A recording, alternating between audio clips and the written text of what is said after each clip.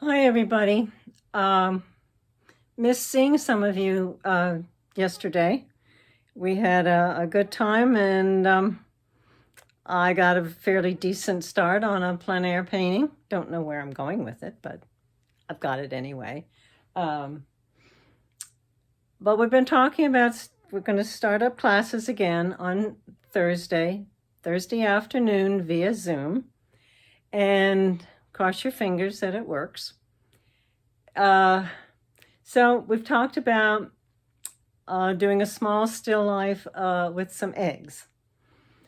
Eggs are an ideal object or prop because it's almost a basic shape, and it has, as I put in the email, it has all the elements of light and shadow. It has a highlight, has a light area, a midtone, a shadow area, a reflected light, and a cast shadow. And all those things are everywhere, and shadows define the form. And that's a very important thing to remember. So I'm going to start this from scratch and show you how I do this. And you can get started on it.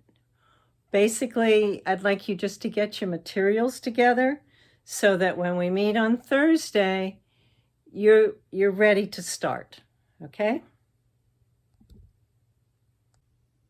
Okay, so this is the box. I found the box in the garage. Funny about it, it's a Dick Blick box. It's 13 by 9 by about 5 inches deep. And that should do very nicely. Now I played around a little bit with what size I wanted to do this. I found this 5 by 7, which is one of the sizes I use in my Etsy gallery. And I think I will use this. I have looked all over my house. I do not have a nice little white bowl to put these eggs in. So I got the eggs out of the garage. I have shelves and shelves of still life props out there. And some of these have tape on them because I've used them before. Susan used a couple of these in the still life that she did a couple years ago. So I'm just going to put one like there. That one doesn't have any tape on it, nor that one. By the way, the video that I sent you, she did a much better job on emptying out these eggs than I did, because you can see that's an enormous hole, and I never washed the insides out. Didn't know I was supposed to. Anyway, I'll do one way, one another, and I think I'm going to use a broken shell.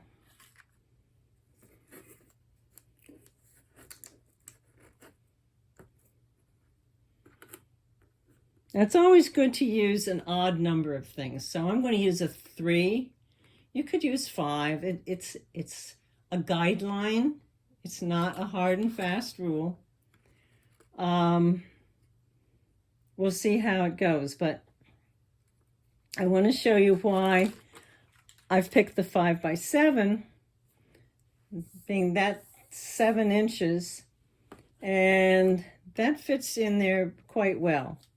I might move this in just a little bit.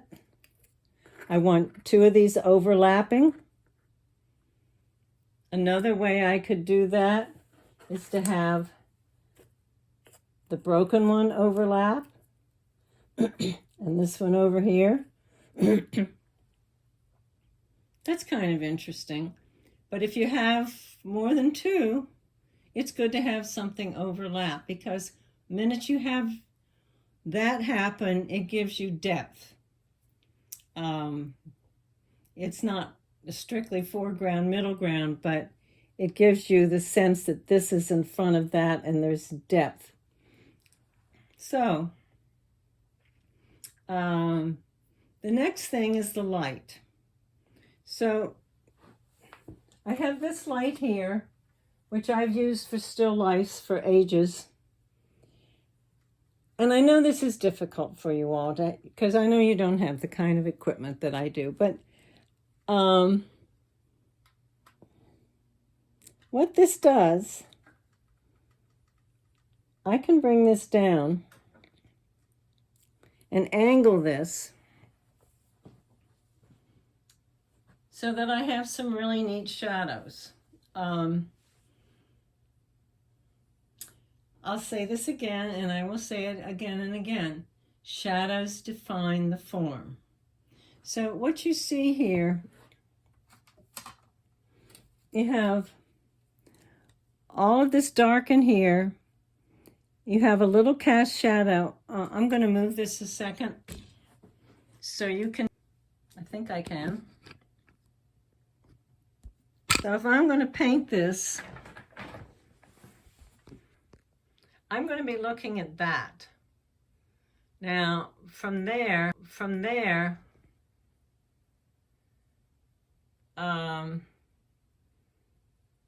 that's okay, but I don't like the fact that I've got the one egg in front that's very symmetrical. I'm going to put this back up on the tripod. Really a two-person job. Bear with me.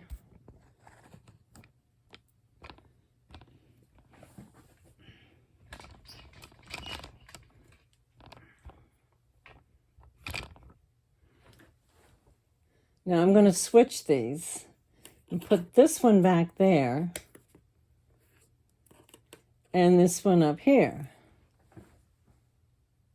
Now that's a little bit better because this is fatter, so it's nice to have this break that up and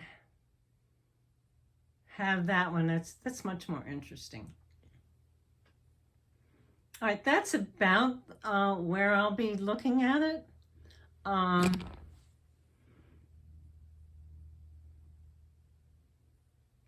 trying to think if there's anything else I can tell you at the present time. I've decided on the size and why.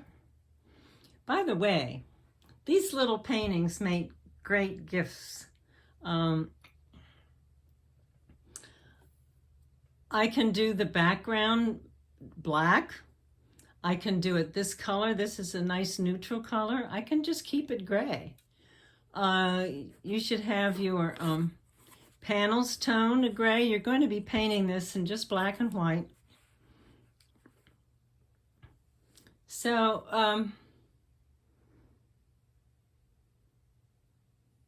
let me do a different arrangement. We could do like one of those pictures that I sent you. Just had them all lined up in a row. That one doesn't have tape on it.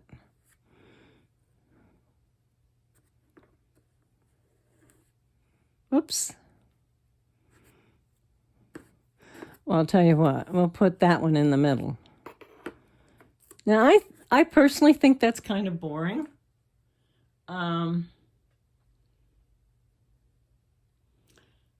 Yeah, I don't think I like that at all. The idea here with this shadow is that you can put one back in the shadow